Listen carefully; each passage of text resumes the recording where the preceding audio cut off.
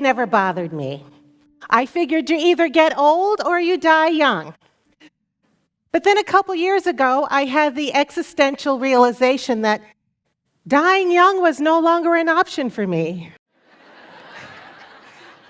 I had crossed the threshold from gone too soon to she lived a good life.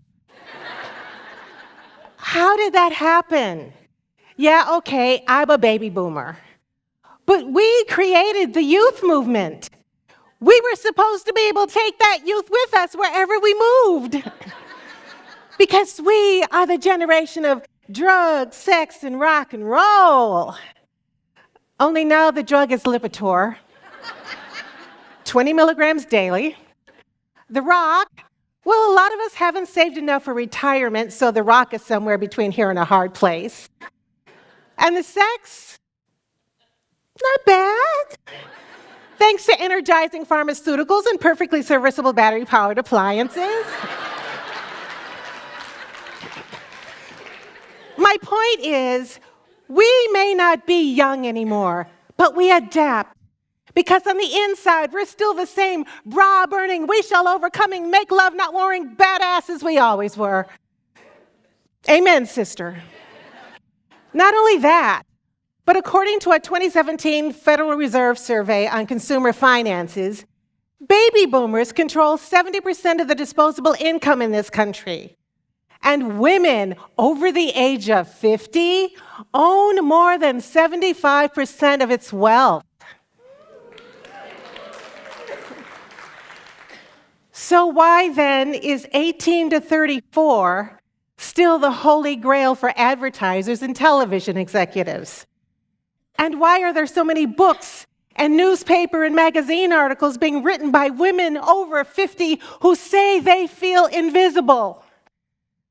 Well, I don't have an answer to that first question. It makes my brain hurt every time I try to figure that one out. But I do believe I have a remedy for the second. I was born on May 7th, 1948 at Providence Hospital right here on the south side of Chicago. At that time, to the majority population, invisibility was my destiny. But not to my daddy.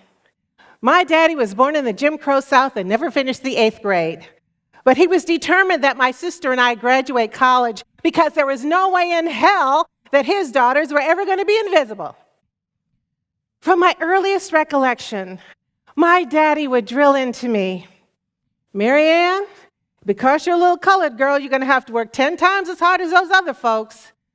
But don't let anybody else's no stop your yes. He said it without any anger or bitterness, just as a matter of fact. So that's how I took it. I mean, I knew it wasn't right and it wasn't fair, but I couldn't wait for the world to catch up to what was right and fair. I was a sensitive but rambunctious child with a vivid imagination who knew she wanted to be an actress on TV when she grew up. Even though at the time, there weren't that many people on TV who looked like me. So I knew if that was going to happen, I had some work to do.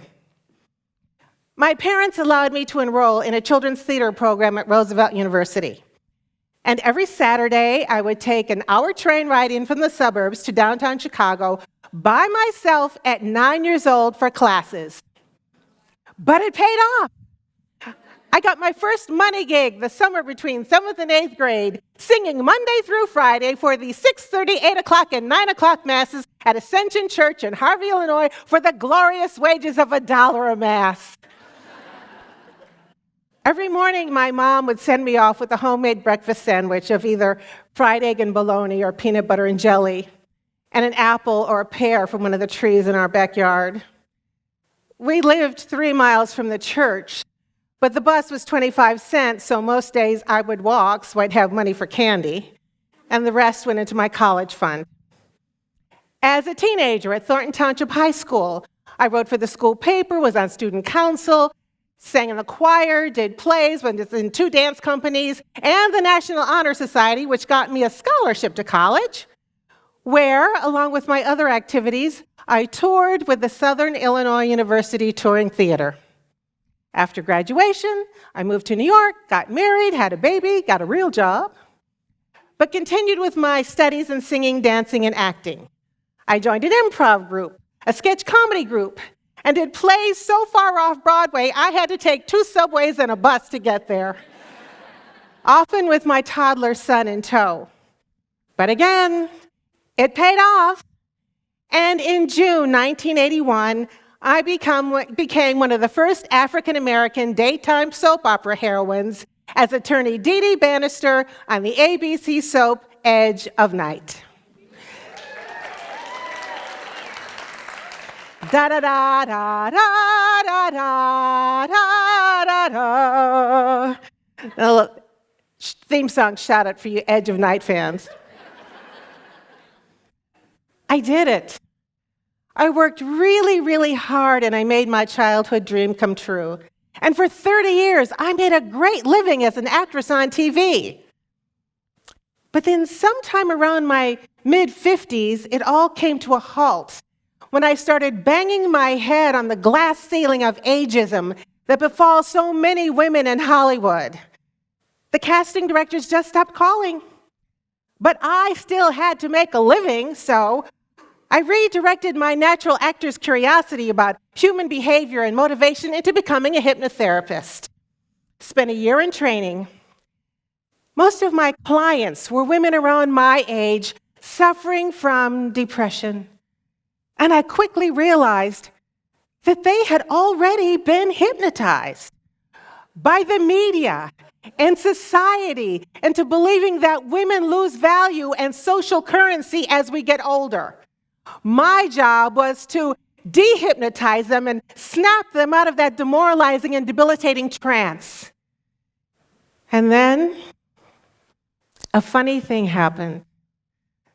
The positive suggestions I gave my clients took root in my own subconscious mind, prompting me to recall my daddy's early advice and compelling me to reclaim the acting career I so dearly loved, return to my launch pad of live performing, and to expand it into doing stand-up comedy and performance art with a new passion and purpose of changing that paradigm on women and aging, which is what brings me here today. The theme for today's event is bold plus brilliant without apology. Well, I am here to reassure you that boldness doesn't wither and brilliance doesn't tarnish just because you get old.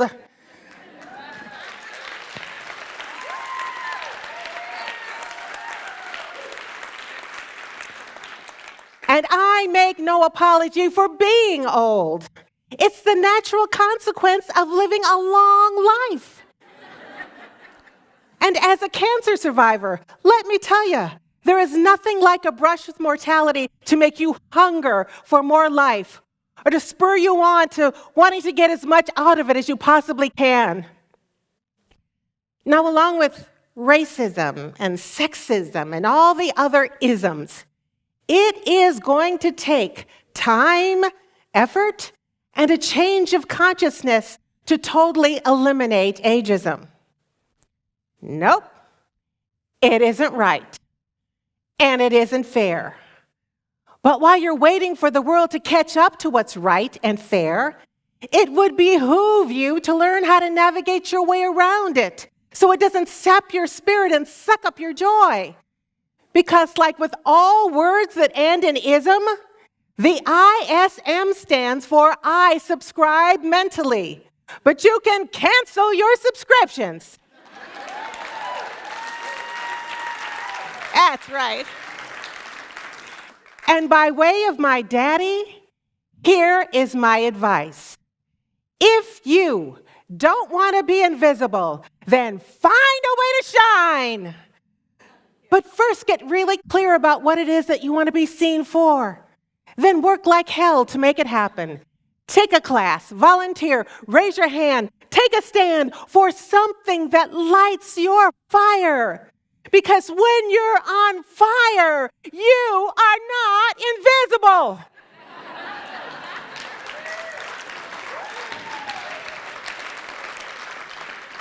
When action. People take notice. Now, at one time or another, for whatever reason, we are all going to be overlooked, ignored, or discriminated against. But no one can make you feel inferior as long as you know you've given it your all. And you will never be invisible as long as you can look in the mirror and be proud of the person you see. Now, the cold, hard reality is that for us women, getting older means the loss of so many of the things we were admired for when we were young. Perky tits, a tight ass, and a dewy complexion. But if we're being honest, not only do those things have a limited shelf life, but they're the genetic favors of a DNA lottery that we had nothing to do with. Like with our gender, race, our nationality, or the socioeconomic class we were born into, we did nothing to earn. But the great thing about getting older is that it brings with it a wealth of knowledge and experience we did earn. And we can use that wisdom and expertise to create the amazing and captivating people we can become in our second and even third act if we're willing to do the work, which may or may not include hitting the gym 3 times a week to keep the boobs relatively perky and the ass reasonably tight. And there's nothing wrong with that. I try to get my ass to the gym at least 4 times a week, and I am not ashamed. Oh, baby, I am the Zumba queen. Because as long as I can, oh yeah, I will. But seriously, although I am serious about my Zumba class, but seriously, the tough love truth is, if you don't want to be invisible, whatever your age, complacency is not an option. Something I was fortunate to have my daddy instill in me as a rambunctious little colored girl with big dreams. And now I'm 71, and it is still serving me well. Because, you can clap for that, go ahead.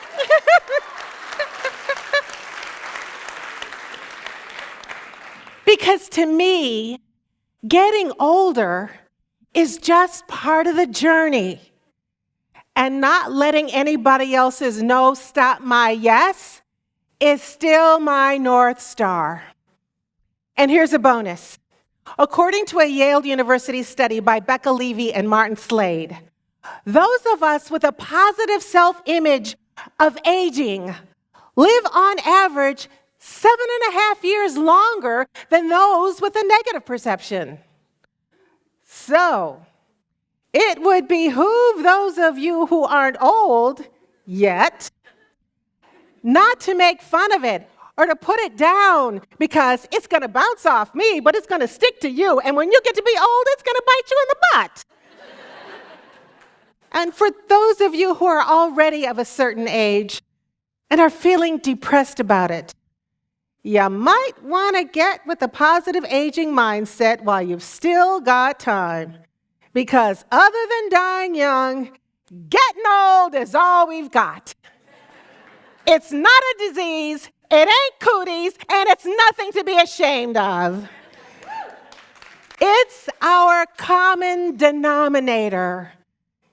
It's the great equalizer.